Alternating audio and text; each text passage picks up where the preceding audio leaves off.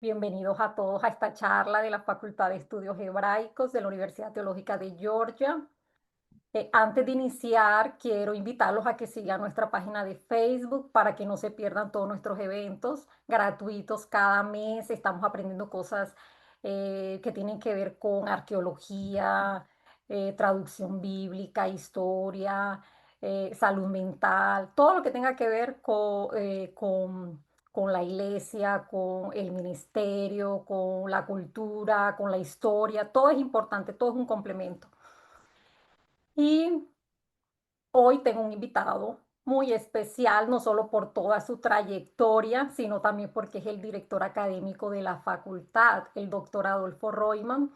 Ustedes, la mayoría lo conoce, pero otras personas no lo conocen. El doctor Royman es historiador, arqueólogo, experto en religiones comparadas, en pensamiento judío antiguo, es rabino, profesor y durante 30 años fue el conservador de los rollos del Mar Muerto y director del Santuario del Libro en Israel. Hoy estamos aquí para hablar sobre el por qué el judaísmo intertestamentario es la clave para entender el nacimiento del cristianismo. Doctor Adolfo, ¿cómo está? Buenas tardes, Janina, aquí desde Ciudad de México. Te saludo a vos y por medio tuyo a todos los participantes de este encuentro. Doctor, bueno, como hoy vamos a hablar de la época intertestamentaria, hay personas que ni siquiera conocen ese término, no saben qué es, no saben qué es una época. Entonces explíquenos qué es la época intertestamentaria, por qué es importante, desde dónde comienza y dónde termina. Bueno, em, lo primero que quiero decir es que este término, la época intertestamentaria, eh, también se la conoce la época como la época del Segundo Templo, la época posbíblica. Y a veces incluso de una manera obviamente no precisa, se hace referencia a lo que se llama la época de Jesús. Em, el término época intertestamentaria nace a partir de las dos colecciones monumentales que conforman la tradición judeocristiana y de hecho los fundamentos intelectuales y religiosos de Occidente. Por un lado, la Biblia hebrea, que los cristianos llaman el Antiguo Testamento, y por el otro lado, el Nuevo Testamento.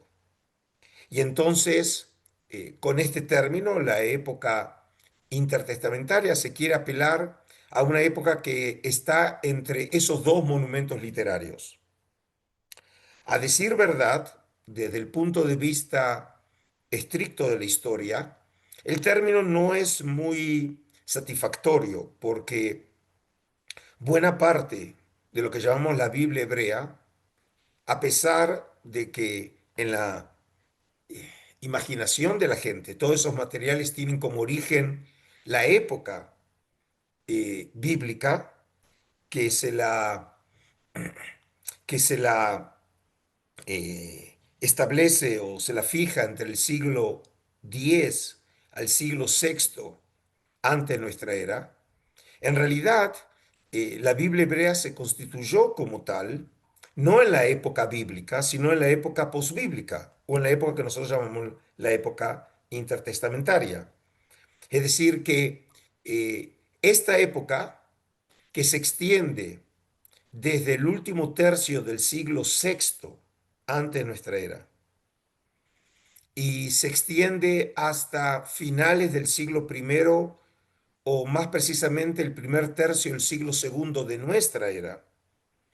Es esta época que, como dije, eh, se la llama la época intertestamentaria, que a pesar de ese término, lo que quiere establecer es todo ese periodo de tiempo que va desde la época bíblica, en arqueología llamada también la época de hierro, hasta lo que llamamos la época eh, en la historia judía, la época rabínica, ¿sí? Que coincide precisamente finales de esta época, la intertestamentaria con la rabínica, que coincide con lo que llamamos el origen del cristianismo, que podemos claramente afirmar como tal que es el siglo primero de nuestra era.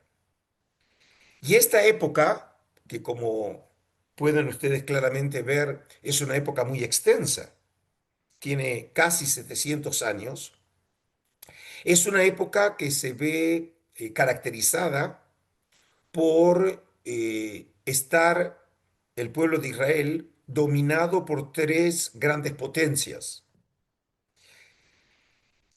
La primera potencia militar son los persas, que se extiende desde el comienzo de la época, como dije, último tercio del siglo sexto ante nuestra era, hasta finales del siglo cuarto ante nuestra era, es decir, aproximadamente unos 200 años. Y a partir de ese momento, con la llegada de uno de los más grandes conquistadores de la historia, Alejandro Magno, Alejandro III, que llega al Oriente en el 332 antes de nuestra era, comienza lo que llamamos la época griega. Y esta época, la griega, se extiende hasta el año 63 antes de nuestra era, con la llegada de los romanos, específicamente la llegada de el general Pompeyo el Grande de Siria, eh, cuando llega con sus tropas a Jerusalén. Es decir, y que con ese momento es el momento de inicio de esa última etapa, que llamamos la época romana, que obviamente se va a extender hasta final de la época nuestra, del Segundo Templo, la época intertestamentaria, pero luego va a continuar el dominio romano, ¿sí? En la región hasta la llegada del Islam en el siglo VII. Y lo que es fascinante en esta época, Janina, es que aquí tenemos durante este periodo de tiempo, por un lado, un imperio de carácter oriental que controla la tierra de Israel y los judíos obviamente están dominados por ese imperio. Y a partir de los griegos en adelante, el pueblo de Israel va a estar controlado, dominado, influido por imperios de carácter occidental. Y eso es lo que le va a dar también una característica muy notable a esta época, que es cuando el pueblo de Israel pasa de ser una civilización estrictamente oriental, como lo era desde su origen, cuando los israelitas estuvieron en contacto con los cananeos, con los egipcios, con los asirios, con los babilonios y con los persas, y luego pasa a estar en contacto con pueblos occidentales, que obviamente traen sus propias características, lenguas, tradiciones, ideas, prácticas, y eso van a enriquecer la civilización de Israel con todo lo que ello trae implicado, ¿no? Excelente, entonces ya podemos entender que es la época intertestamentaria. El cristianismo llama esta época también la época del silencio, pero ya usted nos explicó que hay tres periodos ahí, el periodo persa, los griegos y los romanos. Ahora vamos a darle una respuesta, doctor Royman, a la pregunta de este encuentro. ¿Por qué? ¿Por qué el judaísmo intertestamentario es la clave para entender el nacimiento del cristianismo? Bueno, yo empezaría diciendo lo siguiente, Janina.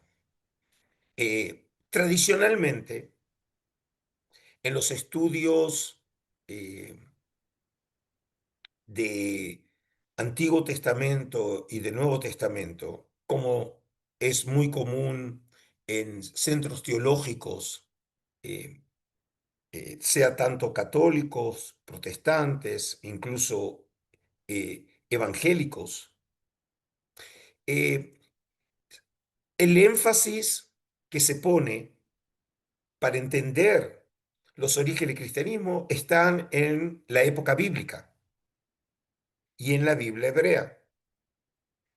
Y en ese sentido, entonces, se estudian, obviamente, los libros que conforman la Biblia hebrea, eh, los profetas, las ideas, creencias, prácticas que aparecen en esa obra monumental para poder entender contextualmente el origen de lo que va a ser precisamente el cristianismo. Pero esta perspectiva, que ha sido clásica en la formación en los estudios cristianos, adolece de una falla fundamental. Y es, como dije ahora, que la Biblia hebrea, a pesar de que tiene materiales que obviamente tienen como origen lo que llamamos la época bíblica o la época del primer templo, esa época se extiende incluso antes, desde antes del siglo X, porque serían los orígenes de Israel, y los orígenes de Israel serían alrededor del siglo XII antes de nuestra era, hasta el siglo sexto, es decir, más o menos unos 600 años. eh, Esos materiales no nos llegan a nosotros directamente de esa época, sino que nos llegan a través de tradiciones, en un comienzo orales y luego escritas, que van a ser puestas precisamente por escritas en la época que antes llamamos intertestamentaria o la época del Segundo Templo. Un poco quiero para que explicar el tema. No hay ninguna duda que una de las figuras centrales en el pensamiento judeo-cristiano es la figura del profeta Isaías. Ahora, el profeta Isaías vivió en la época del primer templo, eh, más precisamente en el siglo octavo, en la época asiria. Pero nosotros no tenemos un libro que nos llegó de esa época. Lo que sucedió fueron que oráculos en su comienzo orales, que tuvieron ciertamente como origen la figura de Isaías, se fueron transmitiendo con el tiempo hasta finalmente ser puestos por escrito. En algún momento, en los finales de la época bíblica, y luego se fueron, podemos decir, eh, desarrollando a lo largo de la época del Segundo Templo. Y en este sentido, entonces, Janina, lo que llamamos nosotros el libro de Isaías, y esto lo traigo como ejemplo puntual, ¿no? Para entender de lo que estoy hablando, eh, no contiene solamente los oráculos del profeta, sino también de desarrollos más tardíos, que por carecer de un nombre específico, nosotros hablamos a partir del capítulo 40 de Isaías, del segundo Isaías. E incluso hay biblistas que hablan de un tercer Isaías, es decir, de profetas anónimos más tardíos, que ya son propios de la época posbíblica o la época del Segundo Templo, de la época intertestamentaria. ¿Ok? Entonces, en este sentido, para poder entender los orígenes del cristianismo, tenemos que entender qué pasó en ese largo periodo de tiempo que comprende aproximadamente 600 años de historia.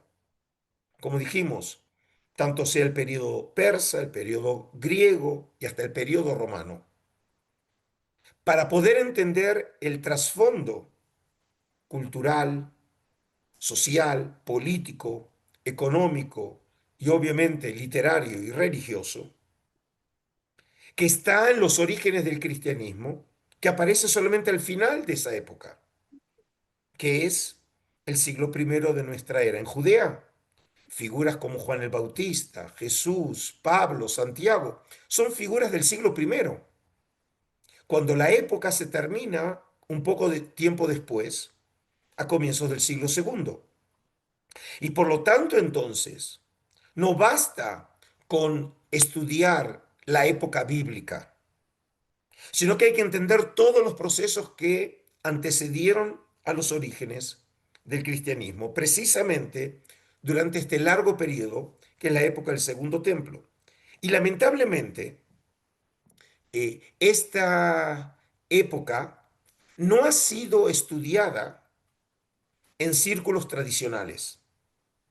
Es decir, a lo sumo se apelaba a un contexto, digamos, inmediato, si se quiere, como es la época romana, la época de Herodes el Grande, porque son personajes como Herodes, que incluso aparece mencionado en las escrituras, ¿sí?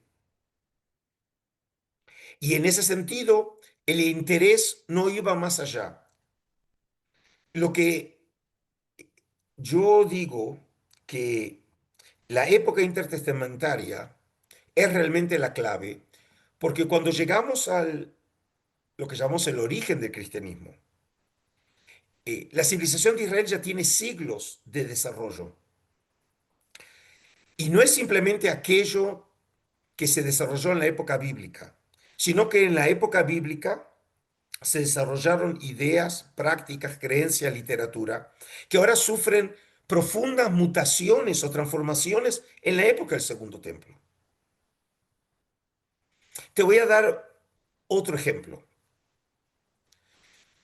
Hay un libro que obviamente los participantes conocen muy bien, que es el Apocalipsis de Juan, la única obra apocalíptica del Nuevo Testamento.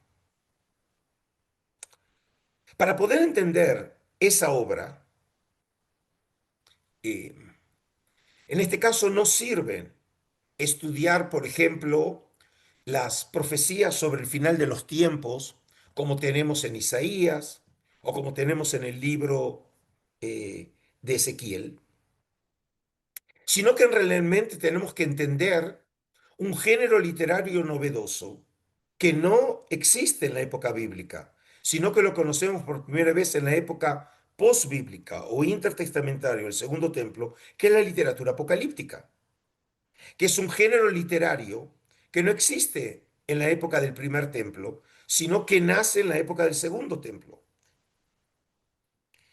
Por ejemplo, los escritos de Enoc, que son de los escritos más antiguos que nos llegaron del judaísmo intertestamentario, que lo conocemos en su versión completa en Ge'ez, en etíope clásico, y que los testimonios textuales más antiguos los encontramos entre los rollos del Mar Muerto en arameo. Es el testimonio más antiguo de este género literario que llamamos el Apocalipsis, que lo que significa en griego es literatura de visiones. O incluso, para muchos, seguramente harían un comentario a mis palabras, diciéndome que seguramente estoy equivocado porque el antecedente que pues, se puede encontrar en las escrituras del Apocalipsis de Juan es el libro de Daniel. Pero a pesar de que el libro de Daniel, en su marco literario, lo presenta precisamente en la época babilónica, el libro de Daniel, como lo tenemos nosotros hoy, es de la época del Segundo Templo. Y es más, es el libro más tardío de la Biblia hebrea. Porque la segunda parte del libro de Daniel, que es precisamente la parte apocalíptica, que se extiende del capítulo 7 al capítulo 12, se habla de visiones que claramente en su contenido ellas apelan a la llegada de los griegos al oriente, a la derrota de los persas.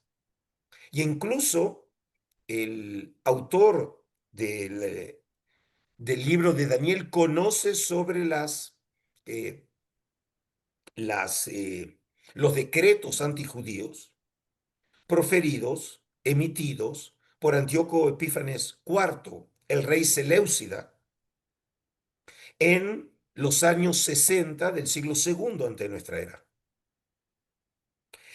Y este libro es el único libro de este género literario, el Apocalipsis, en las Escrituras, porque es el resultado de la época del Segundo Templo, no de la época bíblica.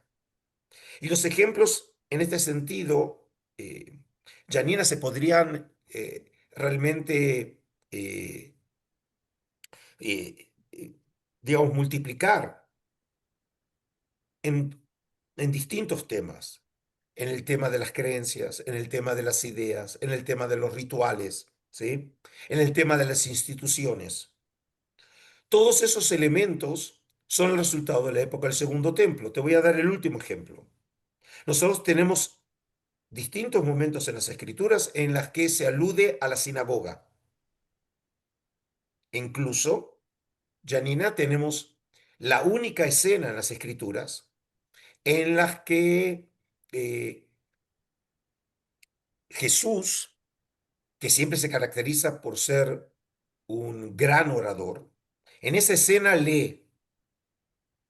Y hay una sola escena en todas las Escrituras en donde Jesús lee de un texto, y es en Lucas 4, que es la famosa escena cuando Jesús, como judío, está en Nazaret en Shabbat, en el sábado, entra en la sinagoga y le dan en sus manos un rollo del libro de Isaías.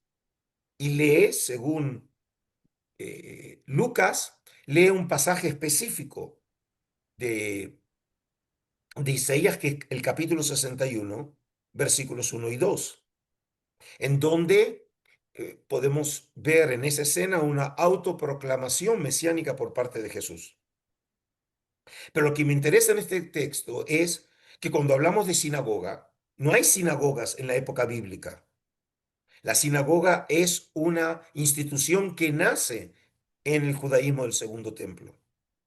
Los testimonios más antiguos aparecen realmente eh, en la diáspora judía, en Grecia, más precisamente en la zona de las islas del mar Egeo, y luego la institución llega a la tierra de Israel y empezamos a tener incluso restos arqueológicos para el siglo primero ante nuestra era, en adelante. Es decir, que para poder entender esa escena tenemos que entender eh, cómo se desarrolla esta institución, que es el resultado de los procesos sociales, políticos y religiosos del judaísmo intertestamentario y no de la época bíblica.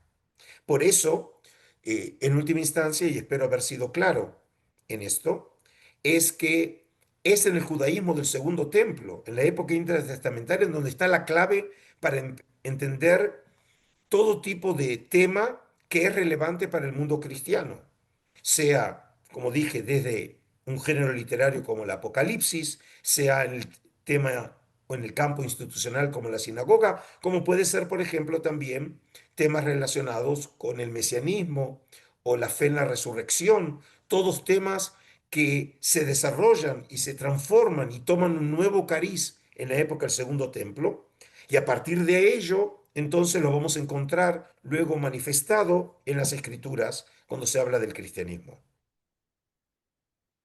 Doctor Adolfo, todo esto es tan maravilloso. Una de las cosas que se ve en el mundo cristiano es que se saben mucho las doctrinas, se maneja toda la doctrina, se explica muy bien, pero de historia no. Si uno le pregunta a alguien qué es la época persa, qué pasó en la época romana, quién gobernó en este tiempo, no se conoce mucho eso. Entonces, cuando vemos sus videos, sus estudios, estamos maravillados con el curso que tuvimos de la época persa y griega. Tantos siglos resumidos en 12 horas, es una cosa impresionante, magistral lo que usted hace. de resumir épocas tan extensas en un curso de 12 horas. Y en la época persa y griega que tuvimos el curso en mayo, aprendimos sobre Esdras, Nehemías, libros apócrifos, también un poco de los rollos del Mar Muerto. ¿Qué vamos a aprender en este curso de la época romana que viene en agosto? Bueno, eh, en el próximo módulo, que es precisamente la de judíos y judaísmo en la época romana, que es continuación directa del primer módulo en el que traté sobre la época persa y griega, voy a presentar una época enormemente rica en materiales, pero obviamente muy compleja, que es el referente inmediato para poder entender los orígenes del cristianismo. Acabo de decir, la época romana comienza con la llegada de Pompeyo el Grande en el año 63 ante nuestra era, cuando desciende desde Siria comandando las tropas romanas, conquistando Jerusalén y dando comienzo al momento en que la tierra de Israel se encuentra controlada por Roma. En un primer momento, ese control va a ser indirecto por medio de lo que llamamos los reyes clientes, como va a ser Herodes el Grande, ese rey que gobierna Judea entre el año 37 y el año 4 antes de nuestra era. Y luego, partes de la tierra de Israel van a estar controladas por los hijos de Herodes el Grande, y a partir del año 6 de nuestra era, estrictamente Judea va a estar controlado por los gobernadores romanos, llamados en su comienzo prefectos y luego procuradores. Y eso va a suceder hasta la destrucción del Templo de Jerusalén por el general Tito en el año 70 de nuestra era.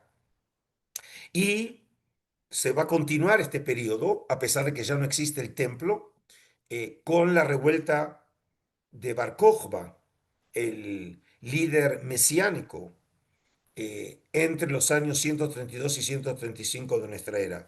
Y con la derrota de Bar Kokhba, podemos decir que finalizó lo que llamamos la época del Segundo Templo. Entonces, lo primero que voy a hacer en ese módulo, voy a presentar el marco histórico, social, ¿no? Es decir, ¿qué sucede en esa época? De alguna manera, conocer a los personajes que forman parte del drama. Y una vez que haya presentado ya ese tema, voy a poder entrar ahora más en detalle, por ejemplo, en la sociedad de esos años. Y dado que los documentos que tenemos de la época romana, tanto sean documentos escritos, como por ejemplo los rollos del Mar Muerto, como los escritos de el gran historiador judío Flavio Josefo, o los escritos de Filón de Alejandría, o materiales que hoy están comprendidos en esa categoría no muy clara para muchos, que es la literatura apócrifa y pseudoepigráfica. Esos materiales escritos, sumados a los testimonios arqueológicos que tenemos de la época romana, nos van a permitir, por ejemplo, entrar en temas fascinantes como es la sociedad de esos años. Y más específicamente, hablar de grupos como los fariseos, los saduceos, los esenios, ¿sí? Y obviamente, a pesar de que en el módulo anterior hablé algo de eso, ahora me dedicaré de manera expresa, exclusiva, a hablar de la comunidad del Mar Muerto, de los rollos del Mar Muerto, porque eh, los testimonios que tenemos vienen precisamente de estos años. En realidad comienzan en la época griega, pero continúan durante toda la época romana. Y entonces, una vez que puedo presentar ese marco social, religioso, tanto a nivel literario como material, puedo presentar entonces ahora las figuras específicas de los orígenes del cristianismo. Es decir, puedo presentar a Juan Bautista, puedo presentar a Jesús, puedo presentar a Pablo. Y ellos, como emergentes de esta época, encuentran todo su sentido cuando los veo en contexto. Además de eso, también me dedicaré a presentar temas que tienen que ver con la religión de esos años.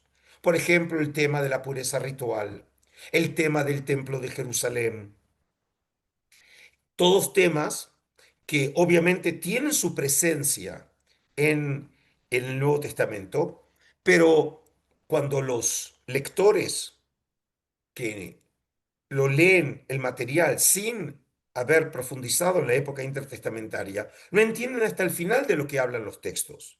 ¿Por qué el tema de la pureza se transformó en un tema crucial? ¿Por qué hay polémicas entre Jesús y grupos judíos de la época precisamente sobre el tema de la pureza? ¿Por qué les preocupaba tanto a los judíos ese tema? Bueno, la respuesta está en que el judaísmo del Segundo Templo, y más precisamente a partir de la época de los macabeos, que nosotros comenzamos a hablar sobre los macabeos, ¿no? En el módulo anterior, pusieron un énfasis especial en la pureza del cuerpo, ya no solamente como una práctica propia de los sacerdotes, sino una práctica para todo el pueblo de Israel. Y entonces las polémicas sobre pureza ritual que encontramos en el Nuevo Testamento tienen que ser visto ahora en el marco de lo que sucede en el judaísmo de esos años. Y para terminar, Janina, vamos a ver, por ejemplo, también temas específicos que tienen que ver con la teología, ¿sí? Pero para el caso, eh, tenemos que entender que los temas de doctrina, como vos dijiste, también hay que verlos en un contexto mucho más amplio. Si, por ejemplo, queremos entender las creencias en derredor, y antes lo mencioné en la respuesta anterior, en derredor de la resurrección de Jesús. Obviamente nosotros los historiadores no estamos en condiciones ni de afirmar ni de rechazar la validez de la creencia cristiana. Es decir, la disciplina de la historia no me lo permite en este caso. Lo que me permite es evaluar los testimonios que tenemos sobre esta creencia y entenderla en su contexto natural, que es el judaísmo de la época del Segundo Templo. Y ver, por ejemplo, qué esperaban los judíos de esa resurrección, cómo entendían la resurrección. Entendían la resurrección, por ejemplo, de los cuerpos, entendían la resurrección realmente como si fuera de un fantasma, ¿no? En espíritu. eh, es decir, todos estos temas preocupaban al judaísmo de esos años. Y entonces podemos después entender por qué en el Nuevo Testamento el tema se desarrolla como se desarrolla, obviamente centrado en la figura de Jesús. Y dentro de estos temas, otro tema que voy a desarrollar en la época romana, en ese módulo, son las ideas sobre el mesianismo, la idea mesiánica, porque es una idea que se fue construyendo en el mundo judío. Solamente para que entienda el público, el primer personaje que habla de un Mesías, a pesar de que no lo llama como tal, es el profeta Isaías, que como dije, vivió en la época asiria en el siglo octavo. Cuando llegamos a Jesús, esa idea mesiánica ya tiene 900 años, que se fue desarrollando y que nuevos elementos o factores se fueron combinando para lo que vamos a encontrar en el Nuevo Testamento, que precisamente muestra una concepción policromática, polifacética del concepto de Mesías. Podemos decir que en el propio Nuevo Testamento hay varias nociones de Jesús como Mesías, no el único. Es decir, el Jesús davídico, el Jesús descendiente de la casa de David, es uno de los elementos, pero no es solamente el único. Porque si fuera así, ¿cómo podemos entender la noción mesiánica que aparece en la epístola de los Hebreos, en donde se habla de Jesús como el sumo sacerdote de la estirpe de Melquisedec, que no tiene nada que ver con el Jesús davídico. Y ambos aparecen en el Nuevo Testamento. O por ejemplo, cuando Jesús a veces se, eh, se refiere a sí mismo o se refieren o hacen referencia a él como el Hijo de Hombre, que es una nueva noción que se fue desarrollando en el judaísmo intertestamentario a partir precisamente del libro de Daniel. En otras palabras, Janina, la idea en ese módulo de 6 encuentros, de 12 horas, ¿sí? Eh, es tratar de presentar otra vez de una manera precisa pero sumaria procesos muy complejos que afectaron al judaísmo en la época romana y en ese marco, precisamente, es cuando hay que encuadrar los orígenes del cristianismo y es en esa realidad judía del siglo primero en donde el cristianismo adquiere todo su significado.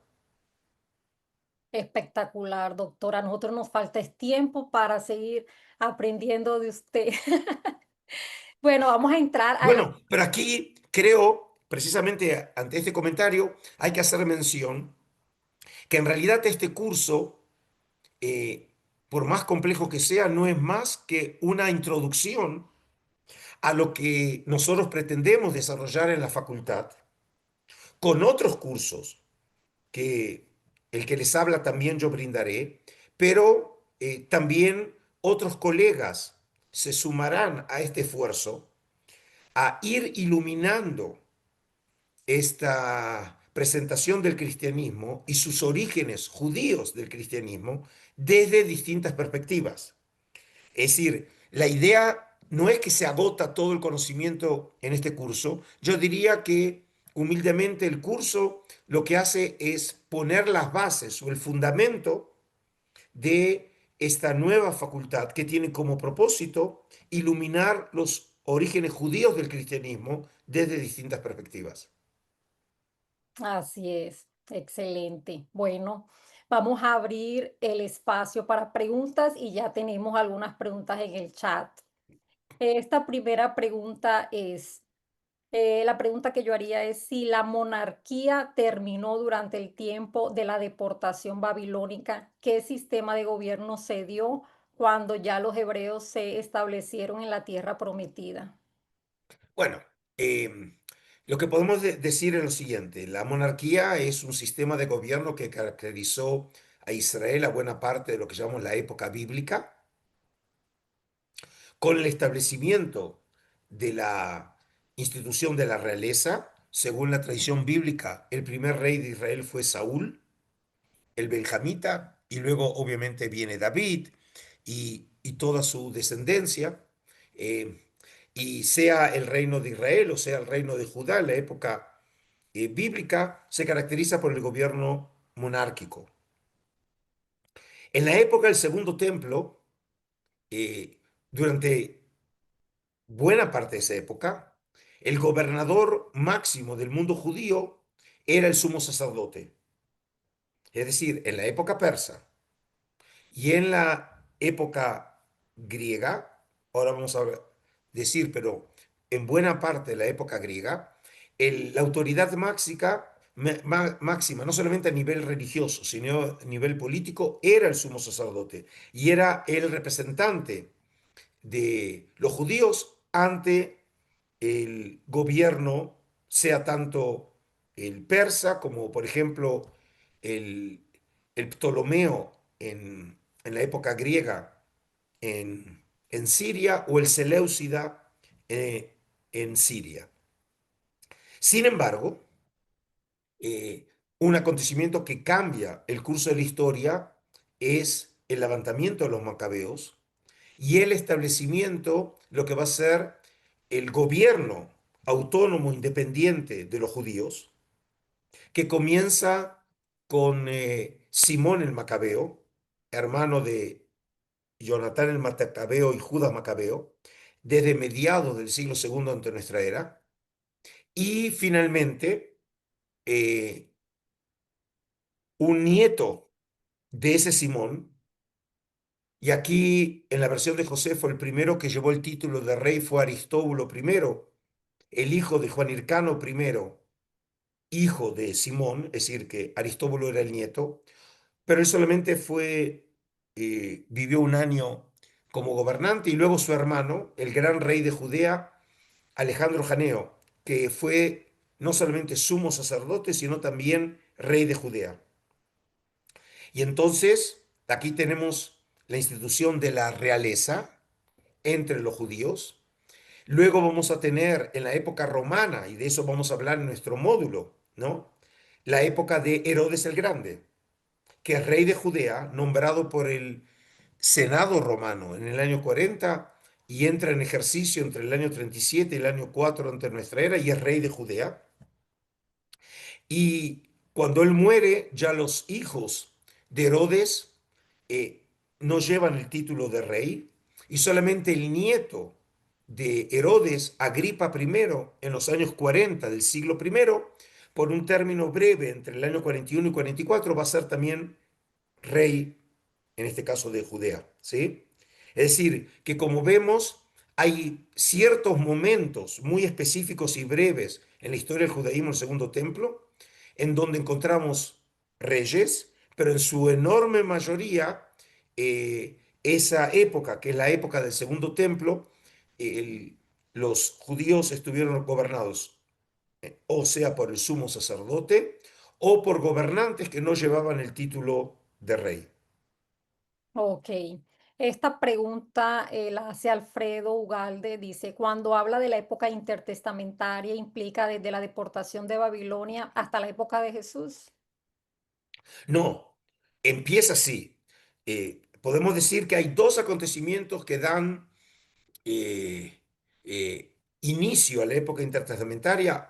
Uno es la deportación, el exilio a Babilonia, no de todos los judaítas, sino solamente de la inteligencia, digamos, el rey, la corte, los profetas, sacerdotes, sabios, y el otro es la destrucción de Jerusalén y el templo. Pero la extensión de esa época, como dije, no se termina en la época de Jesús. Jesús eh, eh, es crucificado alrededor del año 30, más o menos, ¿sí? De nuestra era. Pero continúa lo que llamamos la época del segundo templo, y como dije, incluso no se termina con la destrucción del templo. Si nosotros vemos los procesos sociales, políticos, religiosos, eh, podemos decir que la época continúa hasta la derrota de Bar Kokhba, de la revuelta contra los romanos en el año 135, 136 de nuestra era, es decir, el primer tercio del siglo segundo, y es ahí cuando realmente finaliza lo que llamamos la época del Segundo Templo y comienza la nueva época que sigue en la historia del pueblo judío, que es la época rabínica, ¿sí? Así que con Jesús no se termina la época. Jesús obviamente es un momento importante, pero otra vez es un momento importante cuando lo vemos en una perspectiva de 2000 años. Hay que entender que la figura de Jesús en esos años no era la figura que nosotros tenemos en nuestra cabeza. Nosotros ya cargamos sobre la figura de Jesús toda esa resignificación que le dio el cristianismo, marcando un punto de inflexión en la historia de la humanidad hasta el punto que nosotros cuando hablamos de el tiempo lo dividimos antes y después de la aparición de Jesús, ¿no? Pero esta es una versión, una perspectiva cristiana de la historia. Nosotros los historiadores tenemos que tratar de entender la historia hasta donde podemos, cómo fue. Y Jesús todavía en esos años es un fenómeno absolutamente secundario, periférico, en una zona periférica del Imperio Romano como era Judea, pero obviamente con los siglos se habrá de transformar en un punto de inflexión en la historia de la mitad del globo terráqueo. Ok, nos vamos con Néstor. Sí, buenas noches. Sí, Me llamó, Néstor. me llamó bastante la atención lo que usted mencionaba sobre el Mesías que se ve, creo que es en el libro de los Hebreos y el que se ve en los Evangelios. Me gustaría saber si en la historia llegó a existir un grupo mesiánico llamado los Narratín. Me interesaría saber eso. No sé si estás pronunciando mal el nombre, Néstor, porque no me suena pronunciado de esa manera el nombre. Em, yo lo que quise mencionar con esto, obviamente no tengo tiempo de desarrollarlo, pero el autor de Epístola a los Hebreos es el único que presenta a Jesús como un sumo sacerdote, y como lo dice, de la orden o estirpe de Melquisedec, que es otro tema muy complejo, y que precisamente la figura de Melquisedec asume nuevos rasgos a los que nosotros conocemos de solo dos textos en todo el Antiguo Testamento o la Biblia hebrea, como es la mención de Melquisedec en Génesis 14, en el encuentro con el patriarca Abraham, y en Salmos 110:4. Eso es todo lo que tenemos sobre Melquisedec. Y en la época del Segundo Templo empieza a haber un interés in- interesante, más importante, de Melquisedec, en donde precisamente uno de los textos hallados en Qumran, el 11Q13 o 11Q Melquisedec, hace un aporte fundamental a entender cómo se fue transformando la figura de Melquisedec. Y es en este contexto en donde hay que enmarcar la teología de Epístola a los Hebreos, que obviamente supone el origen davídico de Jesús, pero a la par también le suma su aspecto sacerdotal al llamarlo sumo sacerdote de la estirpe de Melquisedec. Y a eso yo me refería cuando dije que encontramos en el mismo Nuevo Testamento distintas percepciones de la condición mesiánica de Jesús. Pero acerca del grupo que mencionás, por lo menos con ese nombre no me suena. Bueno, seguimos con Natán. Ok. Ok, buenas noches, profesor. Buenas noches a la universidad que ha organizado este encuentro. Me parece maravilloso. Mi pregunta o análisis al profesor Reutemann es, ¿cuál es la conveniencia, aparte del idioma griego, que los editores del Nuevo Testamento tomaron como consideración para eh, poner en boca de Jesús y los apóstoles, citar la Septuaginta? ¿Y por qué en Lucas 24 Jesús menciona la trilogía de la Biblia hebrea, que no corresponde al orden de la Septuaginta? Por ejemplo, Jesús dice lo que está escrito de mí en la ley, en los profetas y en los salmos. ¿Por qué esa diferencia cuando la razón de la conveniencia, aparte del griego, que los editores del Nuevo Testamento consideran para el desarrollo doctrinal y las citas de la Septuaginta que en el Nuevo Testamento? No sé si hice bien la pregunta, profesor.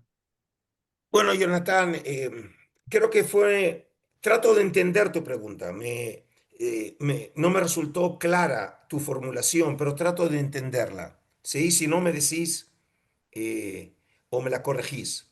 Yo lo Sí, que diría aquí es lo siguiente. Mira, eh, los escritos del Nuevo Testamento están todos en griego. Y por eso, cuando a veces a mis alumnos les digo, cuando el cura párroco o el pastor o simplemente ustedes leen un texto del Nuevo Testamento en los Evangelios donde dice Jesús dijo, ¿no? Obviamente, más allá del testimonio de los Evangelios, no podemos saber si lo dijo o no lo dijo. Es decir, aquí obviamente tiene que ver la fe, ¿no? De aquellos que creen en el testimonio fiel de las Escrituras, entendiendo el texto como un texto revelado con origen divino, que aceptan que Jesús dijo según lo que dice, en este caso, los evangelios, ¿no? Pero hay una cosa seguro, Jonathan, Jesús no lo dijo en griego.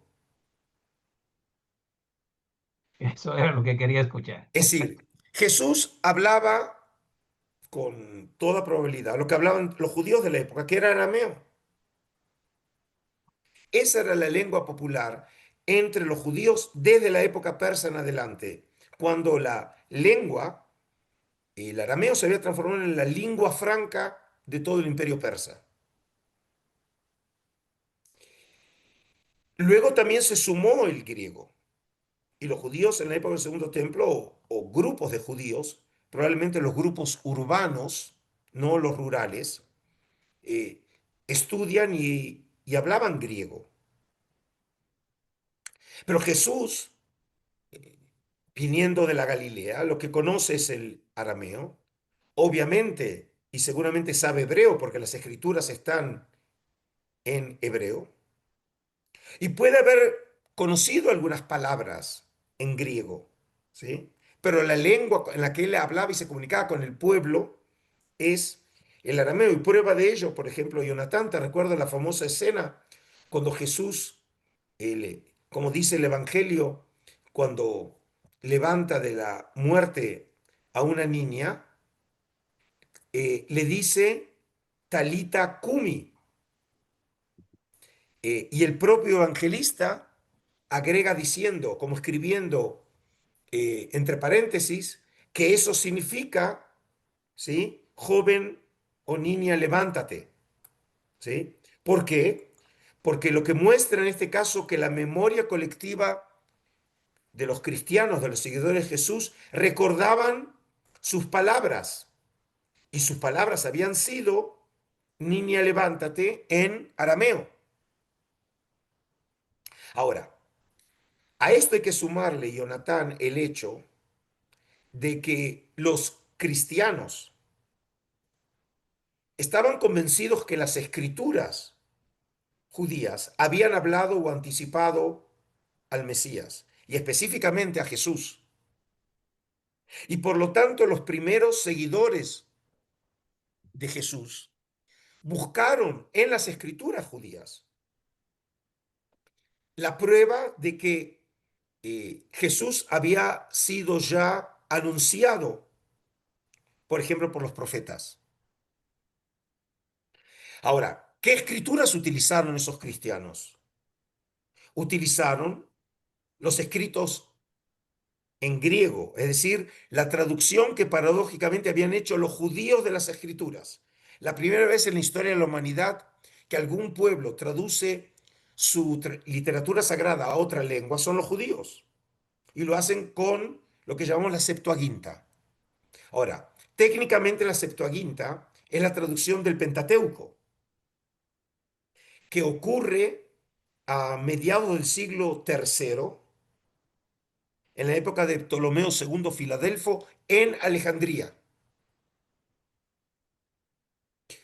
Y luego, otros escritos que se van a traducir al griego, que forman parte de las escrituras, fueron hechos precisamente en esa época, ¿sí? En la época intertestamentaria.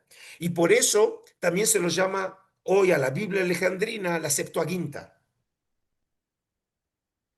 que comenzó, como dije, siendo técnicamente la traducción del Pentateuco y luego de otros libros.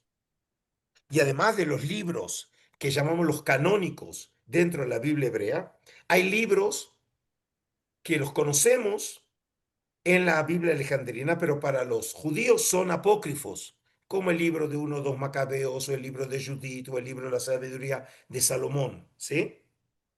Pero que también están en griego. Ahora, esos materiales en griegos son los que usaron precisamente los primeros cristianos. ¿Por qué? Porque en el momento que los primeros cristianos comienzan a difundir la fe en Cristo resucitado, y comienza ese proceso de misión que comienza el mismísimo Pablo, ¿sí? Y también, según las escrituras, incluso Pedro, ¿sí? Y empiezan a difundir la fe entre los paganos. ¿En qué lengua lo podían hacer? Obviamente no lo podían hacer en hebreo. Los paganos no hablaban y no conocían el hebreo. Lo tenían que hacer en la lengua franca de esos años, que era el griego. Y entonces lo utilizaron en griego. Y por eso, cuando se hace referencia a las escrituras en el Nuevo Testamento, es en una versión griega. No es en la versión original en hebreo. Y por eso, para poder entender el manejo de los textos y los argumentos cristológicos que utilizan los cristianos buscando en las escrituras, la versión clave es la versión griega y no la versión hebrea. No sé si contesté tu pregunta, Jonathan. Sí, sí, gracias, profesor. Le agradezco mucho. Gracias. Ok. Nos quedan muchas preguntas y ya no se nos acabó el tiempo. Bueno, Vamos a dar dos preguntas más. ok. Jorge Gómez y Alberto Ortega después. Ok, un magno saludo, doctor. Saludos deferentes del estado de Colorado y a todos los que están haciendo vida aquí en este extraordinario grupo. Mi pregunta va dirigida a Génesis 49:10, en donde ese versículo es, a mi entender, es clave, pues por la bendición de Jacob sobre uno de sus hijos, en este caso Judá, donde dice que no será quitado el cetro de la tribu de Judá ni el bastón de su mano hasta que venga Shiloh. La pregunta concreta para usted es que por favor nos explique a la audiencia cómo interpreta la palabra Shiloh dentro del contexto histórico que usted bien maneja en Génesis 49:10. Gracias, doctor. Bueno, Jorge, primero es un gusto retomar el contacto contigo, ¿sí? Jorge es un ejemplo de estos alumnos que ha tomado el primer módulo de la época persa y la época griega, y espero volver a encontrarme contigo ahora en la época romana. Eh, y luego de estos saludos, entonces paso a contestar tu pregunta. Mira, el texto que vos acabas de mencionar es un texto que se transforma en clave en la época del Segundo Templo. Es decir, no es en Génesis 49 un texto que va a jugar un papel relevante en la tradición bíblica antigua, sino en la época posbíblica. ¿Sí? Exactamente un ejemplo muy bueno para lo que estuvimos tratando de decir en esta última hora. Es decir, cómo la época intertestamentaria, la época del Segundo Templo, la época posbíblica, utiliza materiales, en este caso, eh, como Génesis 49, y los resignifica en función ahora de una interpretación mesiánica. Y precisamente el texto que acabas de decir es el texto en donde en círculos judíos, tratando de entender un texto críptico, realmente difícil de entender en su contexto literario de Génesis 49, pero es entendido que realmente apela a un personaje mesiánico, ¿sí? En este caso conectando al Mesías con precisamente la tribu de Judá. Y esa manera de interpretar al Mesías como descendiente davídico es realmente un tema que tiene su origen precisamente en la época del primer templo, cuando Isaías habla de, de esa futura figura escatológica, sin llamarlo Mashiach o Mesías, porque todavía en la época bíblica ese término no tiene el uso técnico de referirse al Salvador escatológico. Desde Isaías en adelante, lo mismo que encontramos en Miqueas, encontramos en Ezequiel, encontramos en Jeremías en adelante, a todos les queda claro que esa figura será descendiente de la casa de David. Y precisamente el texto que acabas de mencionar es un texto que se va a mencionar, por ejemplo, en los rollos del Mar Muerto, en Pero, documentos de la y cueva número usted no 4, tenía una reunión hoy a las 1 de la... precisamente, que toman ese texto como un texto clave para el mesianismo de la época del Segundo Templo. Pero en este sentido, esa referencia de Shiloh como una referencia a esta figura soteriológica, mesiánica, es el resultado de la reflexión teológica del judaísmo del Segundo Templo, no de la época bíblica, que no se vuelve a hacer referencia a ese texto. Ay, el gozo. Bueno, Alberto, ¿No me escuchan? Sí. Sí, Ok, sí, Alberto. cómo está, doctor Adolfo? Un placer de verdad poder compartir con ustedes. Saludos a todos, buenas noches. Quisiera hacer una pregunta sobre un personaje sobre el cual, bueno, no encuentro mucha información, que es Salomé Alejandra. ¿Qué tan importante fue este personaje para crear las bases del judaísmo para cuando Jesús llegó, doctor Adolfo? Y si nos puede Bueno, hablar un poco sobre este personaje que de verdad como que es un poco enigmático. bueno, ese Salomé Alejandra es la esposa de Alejandro Janeo, el rey macabeo. Y a la muerte de Alejandro Janeo, ella se transforma en la reina de Judea. Y en la época de esta reina ocurre la guerra civil de sus dos hijos, Hircano II y Aristóbulo II, que como consecuencia de esa guerra civil fue, digamos, el trigger y excusa por la cual los romanos llegan a la tierra de Israel, a Judea, en el 63. Ahora, parece sorprendente, ¿no?, que una mujer sea la reina de Judea, pero lo mismo sucedía, por ejemplo, en Egipto en la época helenística en que una mujer como por ejemplo Cleopatra podía ser reina, ¿sí? Es decir, otra vez tenemos que ver en este caso a este personaje y el hecho de que una mujer sirva como reina en el contexto de la época grecorromana en que se podía dar el caso en que mujeres podían ser reinas, ¿ok? Y luego tenemos, es decir, lo que conocemos de Salomé Alejandra es lo que nos cuenta Josefo, ¿sí? O lo que nos cuenta el libro de Macabeos, pero otra vez, en este caso, estamos hablando de materiales eh, eh, que son materiales, en última instancia, bastante medidos, ¿sí?, en su volumen, es decir, no tenemos muchísima información, ¿sí? Pero ese es el personaje que hay que encuadrarlo otra vez en el judaísmo del siglo I antes de nuestra era. Sí, Eh, Gracias, yo profesor, quisiera, gracias. Sí, Jorge. yo quisiera aportar algo, ¿no? Al grupo en general, porque, o sea, en estos tiempos tan difíciles, y esto es el doctor Royman, por supuesto, sabe de esta existencia, donde hay una crisis terrible, una crisis académica, donde el desconocimiento es terrible.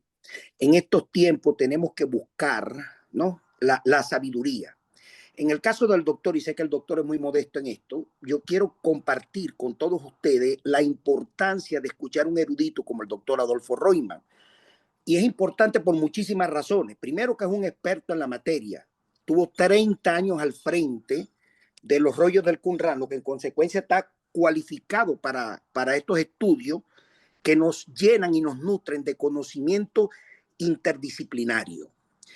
Es promotor, sin lugar a dudas, de un conocimiento que necesitamos nosotros para poder ser entes multiplicadores en este conocimiento. Mire, divulgar este conocimiento que el doctor Royman con mucha entereza nos hace, trabajando de manera continua para hacer llegar este conocimiento y nosotros volvernos ente multiplicador en esta trayectoria académica, es importante para todos nosotros. Entonces yo quiero concluir con una exhortación a todos los que estamos aquí, que es emocionante, no solamente estar aquí a la tutela del doctor, sino también ser entes que multipliquen el conocimiento para que la luz pueda llegar. Y entonces seamos entes multiplicadores de luz, porque esto lo que es son estos cursos. Así que yo lo exhorto a cada uno de ustedes para que participemos aquí y nos hagamos pues un equipo multidisciplinario e interdisciplinario, un aporte. Gracias por escuchar. Gracias, Jorge. Doctor Adolfo, le agradecemos mucho su tiempo, porque fue una hora, pero aprendimos muchísimo en tan poco tiempo y eso nos da esa pasión por seguir buscando información. Así que muchas gracias por su tiempo y gracias a todos por conectarse a esta charla. Síganos porque nosotros todos los meses hacemos este tipo de charla donde aprendemos muchos temas. Gracias. El que esté interesado en el curso comienza el 24 de agosto. Tenemos un descuento solo por el día de hoy. Así que me pueden contactar y les doy la información. Bueno, Bendiciones. entonces, Janina, yo me despido y quiero terminar con una reflexión a partir de las palabras tan gentiles de Jorge. Yo no quiero que me asocien con tantas alabanzas. En última instancia, mi trabajo es simplemente la de un educador, que es cierto, me he dedicado durante muchos años a estudiar, a investigar, a escribir, a reflexionar sobre una época fascinante como la época del Segundo Templo. Y yo diría que si yo me tuviera que definir, no sería con estas palabras tan elogiosas de Jorge, sino simplemente como un pedagogo en el sentido original griego. El pedagogo en el mundo clásico era el que tomaba de la mano a un niño y lo llevaba a la escuela para que no se perdiera y no le pasara nada en el camino. De alguna manera, eso es lo que yo hago e intento hacer. Es decir, en en este mundo hoy nos vemos sobresaturados de información. Tenemos acceso al Internet, a Google, ¿sí? A miles de obras que hoy ustedes pueden bajar incluso sin costo, ¿sí? De las redes de comunicación. Y por lo tanto, entonces, ¿cuál sería el aporte humilde que en mi caso, como en el caso de otros profesores que habrán de enseñar en el programa, van a hacer? No necesariamente oír nueva información, van a oír nueva información, pero lo que vamos a tratar es de poner orden en el caos que existe hoy en el mundo de la informática, porque nos vemos, como dije, bombardeados de información. Y la pregunta es, ¿cómo manejar esa información? ¿Cómo saber distinguir la información verdadera, concreta, sólida, a la información falsa? ¿Sí? Es decir, ¿cómo ordenar tanta información en un mapa mental?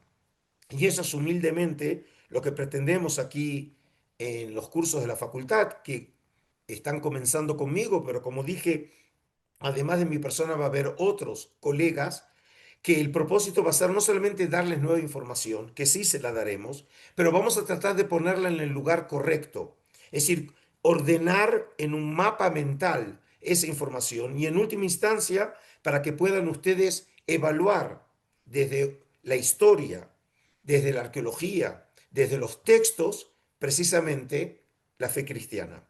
Así que yo me despido, Janina, me despido de todos ustedes y espero que nos podamos encontrar a fines de agosto en el próximo módulo sobre judíos y judaísmo en la época intertestamentaria, ahora centrada en la época romana. Muchísimas gracias y los saludo desde Ciudad de México.